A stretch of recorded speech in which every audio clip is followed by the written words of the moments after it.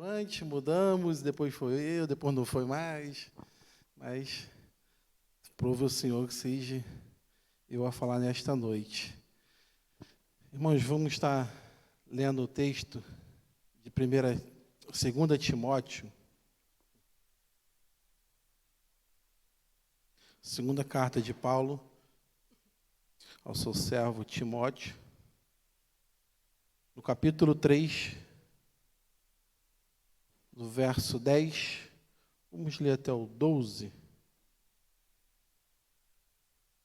A Flávia não comentou, mas hoje também é aniversário da nossa igreja, exatamente hoje, dia 24 de janeiro, nós hoje completamos como Igreja Presbiteriana de Mesquita 69 anos, é isso? 69 anos. Então, ano que vem nós estaremos como setentões, né? 70 anos da igreja. Esperamos ano que vem fazer uma grande festa neste local para comemorar nossos 70 anos. Então, hoje também é aniversário da nossa igreja. Amém? Vou estar lendo os irmãos que estejam acompanhando.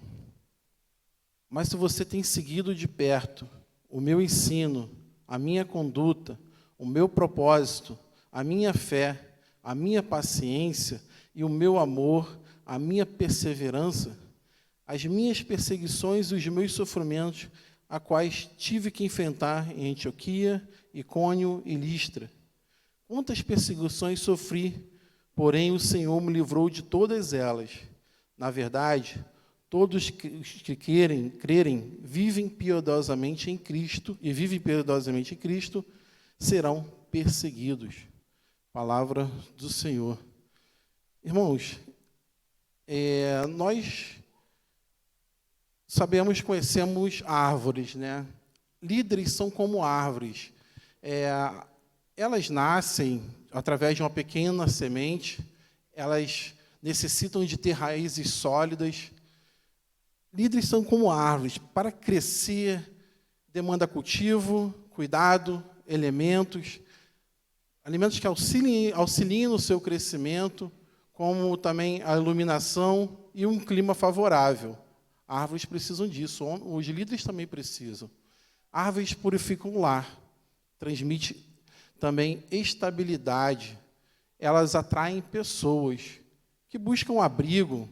Os líderes também fazem o mesmo. As características comuns entre árvores e líderes são várias. As árvores, assim como os líderes, devem ser produtivos e capazes de resistir a impactos e sobreviver às mudanças. O texto de 2 Timóteo 3, do 10 ao 12, vai falar para a gente sobre um líder.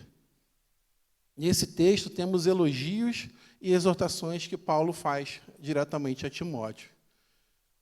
No verão de 64 depois de Cristo, estourou um grande incêndio em Roma, que destruiu boa parte daquela capital que era a capital do império naquele momento. Nero, o imperador daquela época, ele espalhou uma mentira, associando aos cristãos esse grande incêndio, essa grande destruição que aconteceu lá em Roma.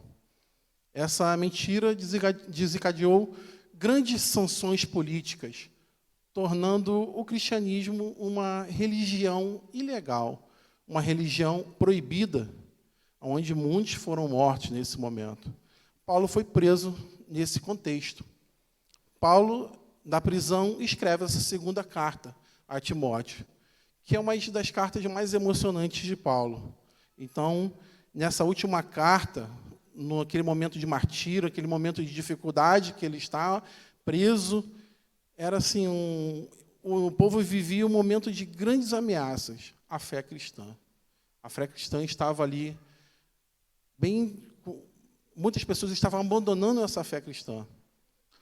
Paulo, apesar de estar velho, cheio de cicatrizes, tendo que suportar ali o rigor do inverno naquele momento, naquela prisão, o abandono de muitos amigos, Paulo não está prioritariamente preocupado consigo mesmo, mas ele está preocupado em manter acesa a chama da fé, essa chama da fé do Evangelho de Cristo, para as gerações futuras. Essa era a preocupação do Paulo quando ele escreve essa carta a Timóteo. Embora Timóteo fosse um jovem muito tímido, ele estava à frente de uma grande igreja de Éfeso. Aquele local era um campo minado de falsos mestres, falsas pessoas que estavam querendo ensinar coisas erradas a respeito de Cristo. Era um local de grandes lutas espirituais. E debaixo dessa compreensão de que há um mundo perverso, de grandes desafios, é que Paulo está desafiando a Timóteo ao conceito da imitação. Então, Paulo quer passar para Timóteo o conceito nessa carta de imitação. Não importando com o que aqueles homens perversos estavam fazendo ao redor, não importa o que as pessoas estavam almejando naquele momento, era necessário que Timóteo permanecesse firme na palavra de Deus. Timóteo deveria estar pronto para sofrer pelo Evangelho. Naquele momento ocorria uma debandada das pessoas que eram cristãos. Os crentes estavam abandonando o Evangelho, em virtude de tudo que estava acontecendo, toda a perseguição que o povo estava passando naquele momento. O fogo da perseguição apenas dispersava a palha religiosa nominal que estava naquele momento, mas fortalece os crentes genuínos. No seminário a gente ouviu muito falar sobre que o momento que mais a igreja cresceu foi quando houve perseguição, porque os crentes se espalhavam. Então esse era o momento que Timóteo poderia aproveitar para espalhar isso. Diante desse cerco da perseguição e da influência de falsos mestres ali, é que Timóteo deve agir como um mordomo da sua palavra, como um soldado, um atleta, um agricultor que cuida das coisas, um servo, um vaso de honra, um verdadeiro líder da igreja. Em vez de olhar para os apóstatas que dão as costas para Cristo, nessa hora era o momento de olhar para Jesus, que enfrentou a sua morte e ele triunfou sobre a sua ressurreição. Nessa noite eu quero refletir junto com os irmãos sobre o tema um líder que anda com Deus. Um líder que anda com Deus. Em evidente contraste à situação daquela época e declínio e dos costumes morais que o povo passava naquele momento, de uma religião fingida, de uma propagação de falsas doutrinas, Timóteo é chamado para ser diferente e, se necessário, permanecer até sozinho. Timóteo é chamado para isso. Timóteo estava rodeado de falsos mestres, por isso deveria seguir o exemplo fiel de Paulo. Precisava de líderes que servissem de modelo. Paulo era o modelo e também precisava de líderes que fossem um modelo para outras pessoas. Precisamos de pessoas que falem a verdade e vivam a verdade. Além de falar, precisa viver. E gostaria de trabalhar com os irmãos quais são as marcas desse líder. O líder que anda com Deus é um modelo digno de ser imitado. Em primeiro lugar, a vida do líder tem que ser um modelo digno de ser imitado. A primeira parte do versículo, do 10, diz: mas você tem seguido de perto o meu ensino, a minha conduta. Então, Paulo, em vez de falar mal ali daquele momento ali, Paulo, ele vai falar sobre uma falsa doutrina que existe, que as pessoas estavam seguindo. Pessoas que usam falsos mestres. Timóteo seguia o ensino de Paulo, por exemplo, ele não seguia esses falsos mestres. Paulo não era um teórico da fé, ele praticava o que ensinava. O verbo seguir no grego tem o seguinte raciocínio: de compreender, aceitar a ideia, seguir fielmente sem contestar. Não é simplesmente só seguir, tem que aceitar os ensinos. Essa é a palavra correta para os discípulos, porque inclui a fidelidade inabalável do verdadeiro companheiro, a compreensão plena do verdadeiro aluno e a completa obediência do seu servo dedicado. Devemos seguir fielmente os seus ensinos. O líder que anda com Deus confirma a doutrina e segue através do seu testemunho. Em segundo lugar, Paulo vai falar no versículo 10, na segunda parte, que nos traz o meu propósito, a minha fé, a minha paciência, o meu amor, a minha perseverança. Paulo não seguiu pelo menos somente os ensinos de Cristo.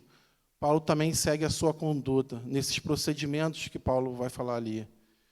A fé de Paulo, ancorada em Cristo Jesus, a paciência de Paulo diante de todas as reações hostis que ele recebe por todos os recantos por onde ele passa. O amor de Paulo ao povo, bem como os eleitos do Senhor, era inegável. A perseverança triunfadora de Paulo diante das circunstâncias. Paulo inspirava Timóteo também ao bom testemunho, na conduta, no propósito, na fé, na paciência, no amor e na perseverança. Esses eram os atributos que Paulo dava para Timóteo seguir. Timóteo precisaria seguir essas coisas que Paulo fazia. Ele era o exemplo para Timóteo. Não só seguir, mas fazer com que outros seguissem esses exemplos. O líder que anda com Deus é fiel e disposto a sofrer por Cristo. Em terceiro lugar, aqui nós vemos que esse líder precisa sofrer através da sua fé por Cristo Jesus. Nos versos 11 e 12, diz: as minhas perseguições, os meus sofrimentos, os quais tive de enfrentar em Antioquia, Icônia e Listra, quantas perseguições sofri, porém o Senhor me livrou de todas elas. Na verdade, todos que querem viver piedosamente em Cristo Jesus serão perseguidos.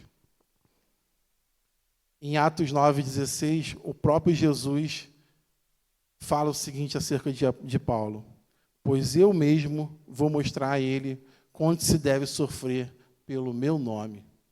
O próprio Senhor Jesus fala isso para Paulo. Por onde Paulo passou, ele sofreu. Paulo foi perseguido em Damasco, foi rejeitado em Jerusalém, esquecido em Tarso e apedrejado em Listra.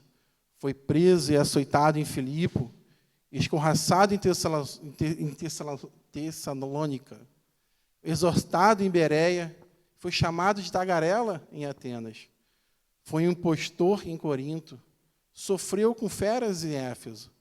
Foi preso em Jerusalém, acusado em Cesareia, enfrentou um naufrágio na viagem a Roma, foi picado por uma cobra em Malta. Foi preso 2 vezes na cidade de Roma, e agora ele está numa masmorra, aguardando a sua inevitável execução, onde ele escreve essa carta. Paulo, no texto, destaca apenas a dificuldade sofrida na primeira viagem. Apesar de todo esse sofrimento que eu falei, ele só destaca para Timóteo o da primeira viagem.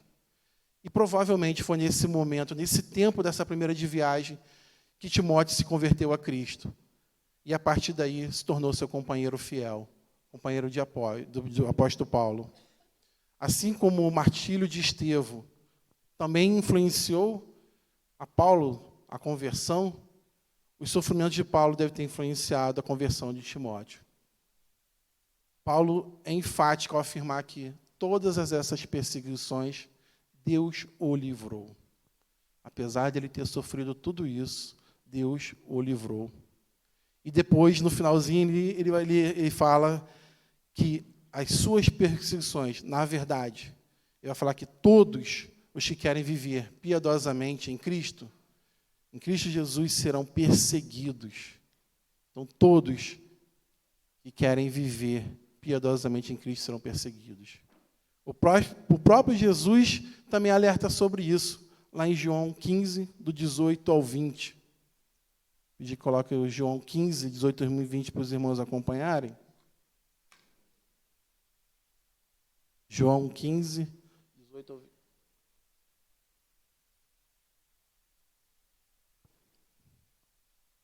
João 15, 18 ao 20.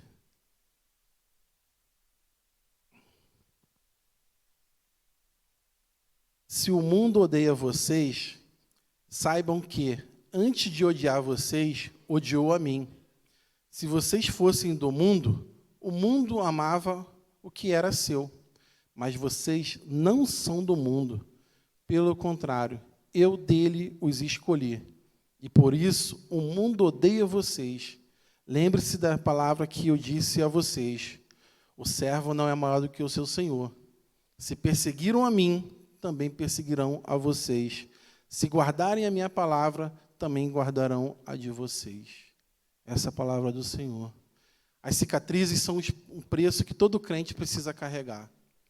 Essa cicatriz pela lealdade a Cristo Jesus. A perseguição é um cálice que todo crente fiel a Cristo precisa beber. Principalmente o que se dispõe à liderança.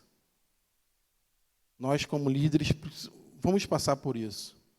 Um líder que anda com Deus é um líder modelo, digno de ser imitado. Ele confirma a doutrina que segue através do seu testemunho. Ele é fiel e disposto a sofrer por Cristo. Em nossa igreja, nós temos uma árvore chamada Pastor Luiz Henrique. Um pastor que nasceu uma pequena semente, cresceu, criou raízes sólidas. Uma árvore cujas folhas, ou podemos dizer, atitudes, purificam o ar, trazendo estabilidade e abrigo para as suas ovelhas. Uma árvore que enfrenta impactos e sobrevive a mudanças. Um líder que é um modelo digno de ser imitado, que confirma a doutrina que segue através do seu testemunho e que é fiel e disposto a sofrer por Cristo. Que Deus continue abençoando a vida do pastor Luiz, cada dia mais, dando força, sabedoria, assim como Timóteo, a servir a igreja como líder, como raízes fortes, e sempre ser disposto a abençoar a sua igreja. Amém? Pai, obrigado por tudo que tem feito em nossas vidas, Pai. Obrigado por nos ensinar através da sua palavra, Pai. Obrigado também por ter enviado o pastor Luiz Henrique para esta igreja. Que ele continue sendo como Timóteo, um amigo fiel de Deus. E também, Pai querido, nós possamos segui-lo, ele, conforme como Timóteo fez com Paulo, Pai querido. Que ele, através da vida dele, possam surgir novos Timóteos nesta igreja, Pai querido. Que ele continue sendo essa árvore frondosa, Pai querido, essa árvore que nos dá o alívio, a sombra para nós como ovelha, Pai querido. Muito obrigado por tudo que tem feito em nossas vidas. Em nome de Jesus, amém.